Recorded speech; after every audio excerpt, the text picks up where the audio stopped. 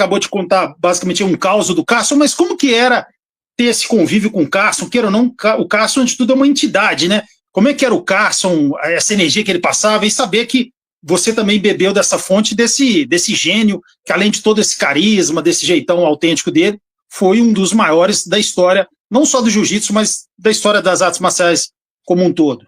Define o Carson Gracie aí pra gente, Mérito. Floresta, assim, se você falasse assim para mim, pô, o que, que você gostaria na luta? Primeira coisa que eu pontuaria era ter convivido mais com o Carson e toda aquela galera ali que depois eu convivi na BTT. Para te resumir, aquela minha questão de sempre falar na hora errada, né? De não ficar calado, de sempre dar uma gafe.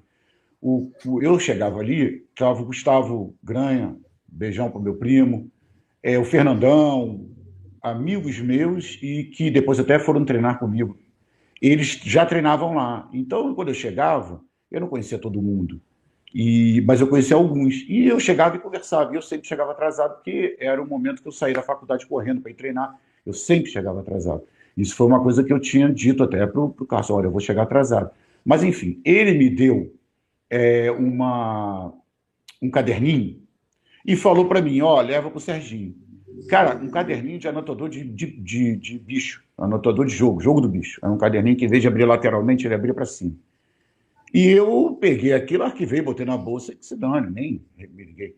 O Sérgio estava aqui, treinei. O Sérgio viajou, foi pro Carson. Chegou lá, eu entrei, tinha um aquário, né? O Carson saiu.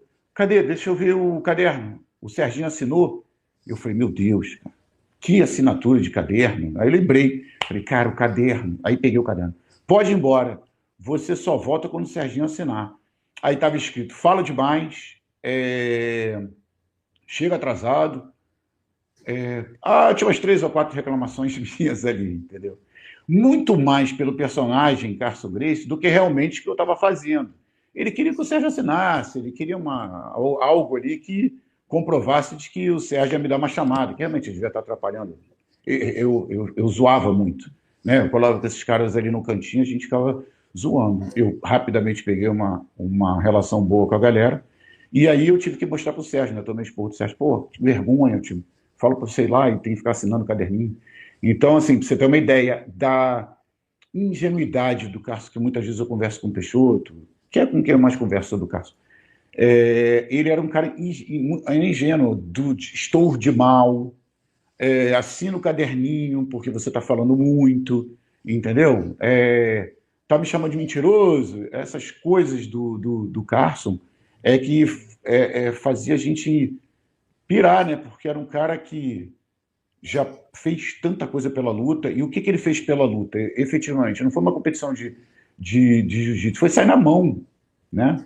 Comprar o barulho do tio com 17 anos, lutar o herói do ringue, ter que matar um leão por dia dentro da academia, entendeu? E esse mesmo cara, ele conseguia falar, estou de mal, tem que assinar o caderninho, volta com o caderninho, não era volta com o caderno, a folha assinada. Fala pro Serginho assinar o caderninho aí, senão não volta mais. E eu não pude voltar mesmo, ele me proibiu. Então eu fiquei uma semana, quase 2 semanas, sem treinar. Eu devo ter ido a algum outro lugar, mas no caso eu não podia porque o Serginho não tinha assinado o caderno, entendeu? Então, assim, mesma coisa, o Carson já não estava mais dando aula, já não era o Carson Gracie, né? Ele até uma vez ele fez uma posição comigo, que eu sempre ataquei muito o pescoço por causa do Serginho. Entrava a mão, tinha a mão forte por causa do judô, por causa da pegada, e eu trabalhava muito estrangulamento por conta da escola do Sérgio, guarda fechada, estrangular, como eu faço até hoje.